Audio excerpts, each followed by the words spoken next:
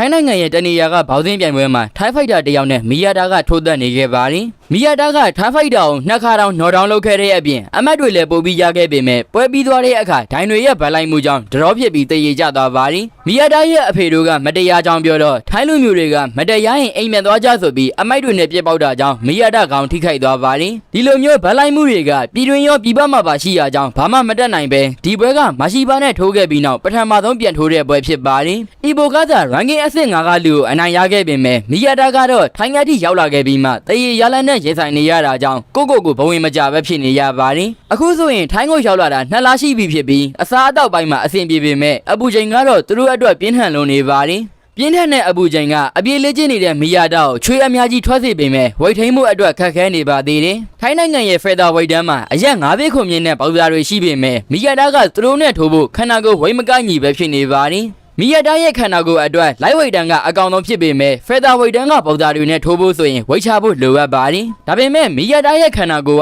ကဝိတ်ချဖို့ခက်ခဲနေပြီးဒီလိုသာဆိုရင်အစားအသောက်ပါရှော့ချရတော့မှာပါ။မီယာတာကအသက်16နှစ်အရွယ်ပဲရှိသေးပေမဲ့လူငယ်ဘဝကိုစွန့်လွတ်ပြီးအိမ်မက်အနက်ကိုစူးစမ်းပန်းစားလိုက်နေခဲ့တာဖြစ်ပါတယ်။အဖေဖြစ်သူနီးပြားကတော့ဒီနောက်ပိုင်းမှာသူ့သားရဲ့အပြုံးတွေကိုမမြင်ရတာကြာနေပါပြီ။မီယာတာနဲ့နောက်ပွဲမှာထိုးရမဲ့သူကဂျင်မီစစ်ဖာဆိုသူဖြစ်ပြီးဘောက်စင်းမှာ10ပွဲထိုး10ပွဲနိုင်10ပွဲလုံး KO ဆိုတဲ့မှတ်တမ်းကိုရရှိထားပါတယ်။ဂျင်မီကအရှိအရှမှာအကြော်ကြားဆုံးသူဖြစ်လာဖို့အလားအလာရှိရသူဖြစ်ပါတယ်။မွေထိုင်းမှာလည်း32ပွဲထိုး32ပွဲ KO နဲ့ရှုံးပွဲမရှိသေးတဲ့စံချိန်တင်ထားခဲ့ပြီးနောက်ဘောက်စင်းလောကတဲကိုကူးပြောင်းလာခဲ့တာပါဒီလိုမျိုးအဖက်ဖက်မှာကြမ်းတမ်းနေတဲ့ဂျင်မီလိုဘောက်စားတယောက်ကရှုံးပွဲနဲ့တရေပွဲတွေရင်ဆိုင်နေရတဲ့မီယာတာကိုဘာကြောင့်ပွဲတက်ရတာလဲဆိုတာလက်ထောက်ဖြစ်သူကနားမလည်နိုင်ဖြစ်ရပါတယ်တစ်ဖက်လူတွေအမြင်မှာမီယာတာကအရေးအချင်းတွေရှိတဲ့အရှုံးသမားကြီးဖြစ်နေပြီးအခုလက်ရှိမီယာတာလိုအပ်နေတာကအနိုင်ပွဲဖြစ်ကြောင်းနီးပြဖြစ်သူအဖေကပြောပြပါတယ်မီယာတာဂျင်မှာလေ့ကျင့်နေတဲ့အချိန်ထိုင်းဘောက်စားတွေကကွက်ကြီးကွက်ကြားနဲ့ရှောင်းပဲလုံနေရကြောင်းမီယာတာကကိစ္စရှိရင်ဒဲလာပြောကြဖို့ပြောလိုက်ပါတယ်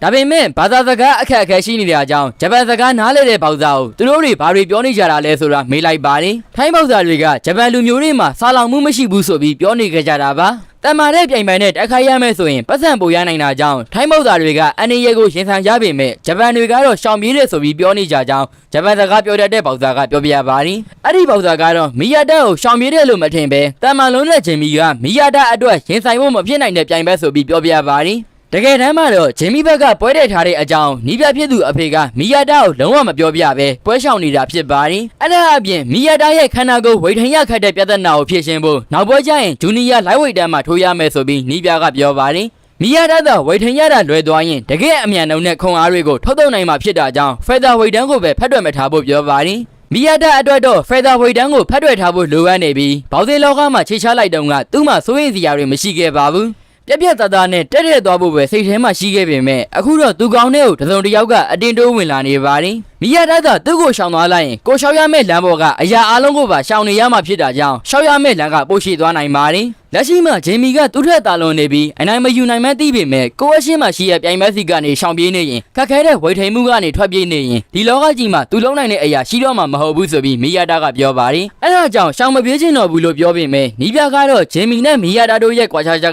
်ကြီးမားနေရကြောင်းထုတ်ခွင့်မပြေဘူးဆိုပြီးပြောပါတယ်။မီယာတာကတေချာပေါက်ရှုံးမဲ့လို့တွက်လို့မရကြောင်းဘောက်စင်းကခံမှန်းလို့မရကြောင်းပြောပေမဲ့နီးပြကတော့သူ့သားကိုအန်နီရဲ့တွင်းနဲ့မပို့ချင်ဘူးလို့ပြောပါတယ်။အဲဒါကြောင့်မီယာတာကသူ့အဖေကိုနီးပြတစ်ယောက်အနေနဲ့ဆုံးဖြတ်ခိုင်းတဲ့အခါမီယာတာရဲ့အဓိကလမ်းတွေဖြစ်တဲ့ကောင်းတာထိုးချက်တွေကဂျင်မီရဲ့ပေါ်အလုပ်ဖြစ်မှာမဟုတ်ကြောင်းနီးပြကပြောပါတယ်။မီယာတာရဲ့ကောင်းတာထိုးချက်တွေကတစ်ချက်ထိမိုံနဲ့သေသေးနိုင်တဲ့အထိအစွမ်းထက်ပေမဲ့မရှိပါနဲ့ထိုးပွဲအပြီးမှာနီးပြကတခုခုသဘောပေါက်ခဲ့ပါတယ်။အဲဒါကတော့မီယာတာရဲ့လက်သီးတွေကသူ့အဖေလိုပဲပါဝါမပါပဲပေါ်လွန်းပါတယ်။ပါဝါမရှိတဲ့လက်သီးတွေကပြိုင်ပွဲရဲ့ခန္ဓာကိုယ်ကိုထိခိုက်အောင်လုပ်နိုင်ပေမဲ့အဲ့ဒီထိခိုက်မှုတွေကကြာရှည်ခံမှာမဟုတ်ပဲအမြန်အဆန်တက်တာပြောင်းလဲသွားမှာဖြစ်ပါတယ်။ပါဝါပြင်းတဲ့လက်သီးတွေကတော့ပြိုင်ပွဲရဲ့ခန္ဓာကိုယ်ကိုအချိန်ကြာထိခိုက်မှုမျိုးပေးနိုင်ပါလိမ့်မယ်။မွေထိုင်းကနေဆင်းသက်လာတဲ့ဂျင်မီက32ပွဲ KO နဲ့အနိုင်ရရှိထားပြီးတန်မာတဲ့သူဖြစ်လို့မီယာတာရဲ့ကောင်းတာကိုနှစ်ခါခံမှာမဟုတ်ကြောင်းနီးပြကပြောပါတယ်။မီယာတာကလည်းသူ့လက်သီးတွေရဲ့အခြေအနေကိုသဘောပေါက်ပေမဲ့ဒီလက်သီးတွေကိုပဲအားကိုးရမှဖြစ်ပြီးကိုယ့်လက်သီးကိုကိုယ်တိုင်ကမယုံကြည်ပဲဖြစ်နေရင်ဘယ်တော့မှတိုက်ခိုက်နိုင်တော့မှာမဟုတ်ကြောင်းပြောပါတယ်။အဲဒါကြောင့်ဂျင်မီနဲ့ထိုးဖို့အသေးအချာဆုံးဖြတ်ထားပြီးနီးပြကတော့သူနဲ့တပုံစံနဲ့သူရဲ့တားဖြစ်သူကိုမြင်နေရပါတယ်။ နီးပြကြီးကသူ့ရဲ့အားပြောတဲ့လက်သီးတွေကြောင့်ဝမ်းနေခဲ့ရပြီးကိုယ့်ရဲ့ကံသက်ချက်ကိုသတိထားမိလေ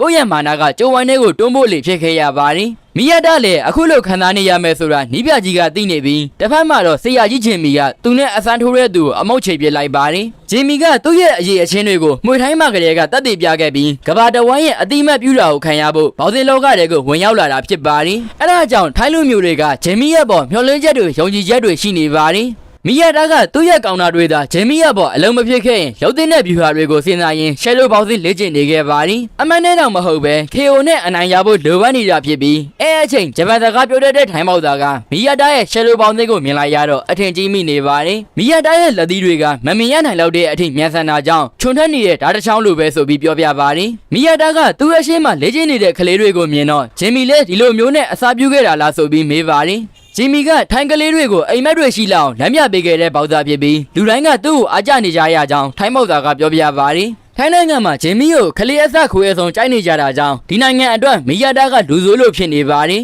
ဒါပေမဲ့မီယာတာမှလည်းပြိသက်ရှိပါတယ်ဆိုပြီးထိုင်းပေါက်သားကပြောလာခဲ့ကအနောက်ကနေချောင်းကြီးနေတဲ့သူ့ညီလေးနဲ့မိတ်ဆက်ပေးပါတယ်သူကတော့ချမ်းသာဖြစ်ပြီးသူ့ဘက်ကိုလိုပဲဂျပန်စကားပြောတတ်ပေမဲ့မီယာတာနဲ့စကားပြောရမှာရှက်သလိုလိုလုံးနေရကြောင်းအကိုဖြစ်သူကနိုင်ရင်အုပ်ပေးလိုက်ပါတယ်မီယာတာကချမ်းသာဟာသူ့ဘဝင်မကြတဲ့တငယ်ချင်းတစ်ယောက်နဲ့တွေ့ကြောင်းပြောပြပြီးအဲ့ဒီတငယ်ချင်းလိုမျိုးချမ်းသာလည်းတန်မာလာနိုင်ကြောင်းပြောပါတယ်ချမ်းသာလေးရဲ့ပတ်ဝန်းကျင်မှာမှွေထိုင်းနေပဲကြီးစိုးနေခဲ့ပေမဲ့ချမ်းသာလေးကတော့ဘောက်စင်ဘက်ကိုပို့ပြီးတော့စိတ်ဝင်စားနေပါတယ်ချမ်းသာကမီယာတာရဲ့နောက်ဆုံးဘက်ကိုကြည့်ပြီးနောက်မှာပြိသက်ဖြစ်လာခဲ့ပြီးမီယာတာလိုမျိုးကောင်းတာလက်သီးတွေကိုထိုးကျင်ကြောင်းပြောပါတယ်မီယာတာရဲ့ကောင်းတာလက်သီးတွေကိုပို့ပြီးမြင်မြင်ကြောင်းပြောပေမဲ့မီယာတာကတော့တောင်းပန်ပါတယ်လို့ပြောကထွက်လာခဲ့ပါတယ်မီယာတာကသူ့ရဲ့ကောင်းတာလက်သီးတွေကကောင်းမွန်လွန်နေတဲ့အရာတွေမဟုတ်တာကြောင့်ဒီထက်ကောင်းအောင်သာလုံးနိုင်ရင်စိုးရိမ်စရာတွေရှိနေမှာမဟုတ်ဘူးဆိုပြီးတွေးမိပါတယ်အဲ့ဒီအခိုက်အတန့်မှာသူ့ရဲ့လက်ရှိကောင်းတာတွေထက်ပိုပြီးအစင်းမြင့်မဲ့အရာတစ်ခုခုကိုပြုလုပ်ရမယ်ဆိုတာသဘောပေါက်လိုက်ပါတယ်ရွှေထီဆောင်ခဲ့စဉ်တုန်းကမီယာတာဟာသူ့ရဲ့ပြီးပြည့်စုံတဲ့ကောင်းတာတွေအပေါ်အကျွေးမဲ့ယုံကြည်ခဲ့ပြီးအခြားပြုလုပ်နိုင်မဲ့တလန်းတွေကိုမစင်စားမိခဲ့ပါဘူး